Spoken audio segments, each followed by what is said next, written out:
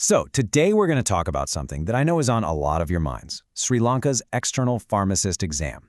It's got this reputation for being incredibly tough, right? Almost impossible. But I'm here to tell you there is a strategy. There is a way to crack this code. Let's dive in. First things first, let's just get it out there and ask the question everyone is thinking. Why on earth is this exam so difficult? You know, it's a real challenge, and so many people end up having to retake it again and again. To really get a sense of what we're up against, you have to see the numbers. Okay, so picture this. Every year, about 3,000 aspiring pharmacists sit down to take this initial exam.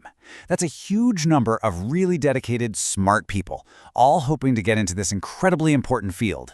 But this is where the picture starts to change dramatically. Because out of those 3,000, only around 200 to 300 actually make it through and qualify. You do the math, that's a pass rate under 10%. This exam isn't just a test, it's a massive filter. So what is the root cause? Why is the success rate so incredibly low? Well, here's the heart of the problem. It really comes down to a syllabus that is just all over the place. It's massive, it's scattered, and there's no single official book to guide you. So what happens? Students are left scrambling, trying to piece everything together from different notes and sources. It's like trying to navigate a huge city without a map. But don't worry, today we're going to give you that map.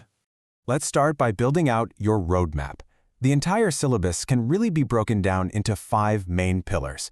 Think of these as the 5 big continents on our map.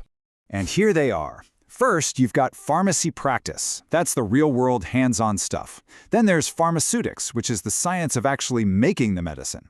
After that, pharmacology, or how drugs work in the body. Then pharmacognosy, which is all about drugs from natural sources like plants. And finally, microbiology and immunology. Now let's zoom in on that first one, pharmacy practice. So, let's decode pharmacy practice. This is where all that book knowledge gets put into action. So what exactly is pharmacy practice? It's the practical side of being a pharmacist.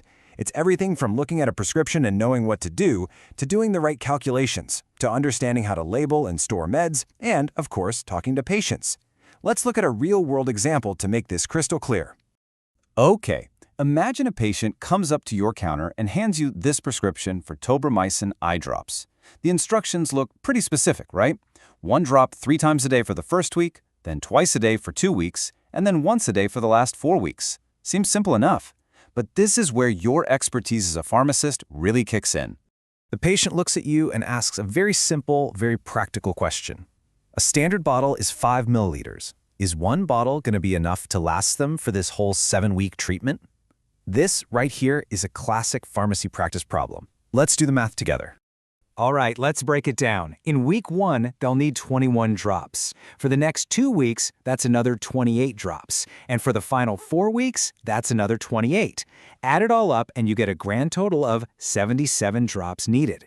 Now, a 5 ml bottle has about 75 drops. So you might think, okay, it's just a little short. But hold on, there's another detail here and it's absolutely critical.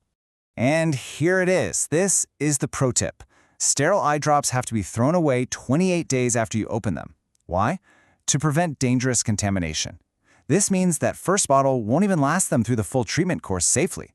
They're going to need a second bottle. It's this kind of deep, practical knowledge that the exam is designed to test. Okay, so we've seen how practical knowledge gets tested, but now let's talk strategy. You've got limited time, limited energy, so where should you focus your studies to get the biggest bang for your buck on your final score? The answer, without a doubt, is pharmaceutics. This is the science of turning a chemical into a medicine. It's all about how you create the different dosage forms, the tablets, the syrups, the injections. It's the how-to of making medicine, and let me tell you, it is the most important subject for this exam. Just take a look at the multiple choice paper. Pharmaceutics makes up roughly half of all the questions. We're talking 25 questions out of 50. That's huge. Mastering this one subject isn't just a good idea, it is absolutely essential if you want to pass. And it doesn't stop with the multiple-choice questions. Oh no, pharmaceutics also dominates the structured essay question paper. And guess what the main focus of the Viva, the oral exam, is? You got it, pharmaceutics. It is the absolute backbone of this entire examination. So let's bring this all together. It's time to talk about truly mastering this exam. We've gone from looking at it as this giant, scary challenge to seeing it as something we can approach with a clear, actionable strategy. And if there is one single thing I want you to take away from our chat today, it's this. Success on this exam isn't just about studying hard. It's about studying smart. It's about understanding the exam structure, knowing where the high-yield topics are, like pharmaceutics, and learning how to apply your knowledge. You have to focus your energy where it's going to count the most. We've laid out the map. We've broken down the 5 main pillars of the syllabus, and we've pinpointed the most critical area you need to focus on. You now have the roadmap that so many candidates before you wish they had. The path forward is clear. So the only question left is, are you ready for the journey?